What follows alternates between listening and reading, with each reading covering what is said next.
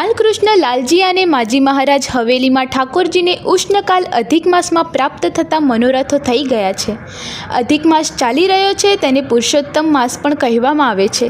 અધિક માસ માંગલિક કાર્યો માટે ભલે કદાચ શુભ ન હોય, પરંતુ કૃષ્ણ પ્રભુની અધિભક્તિ, અધિક સેવા, અધિક સત્સંગ અને અધિક મનોરથ કરવા માટે શ્રેષ્ઠ છે.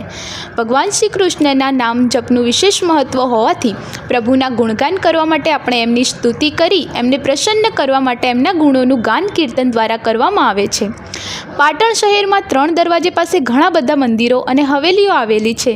તેમાં બાલકૃષ્ણ લાલજી અને માજી મહારાજ હવેલીમાં હર રોજ ઠાકોરજીને ઉષ્ણકાલમાં શીતળતા પ્રાપ્ત થાય તે અર્થે નિત નવા મનોરથ થતા હોય છે, જેવા કે નાવ મનોરથ, યમુનાજીમાં ઝૂલો, સફેદ ઘટા, ખસખાનાનો મનોરથ, શરદ ઉત્સવ, અન્નકૂટ મનોરથ, માનસી ગંગા, પુષ્પ વિતાન અને કેરી મનોરથ જેવા ઘણા મોટા મનોરથો થયા અને થવાના છે.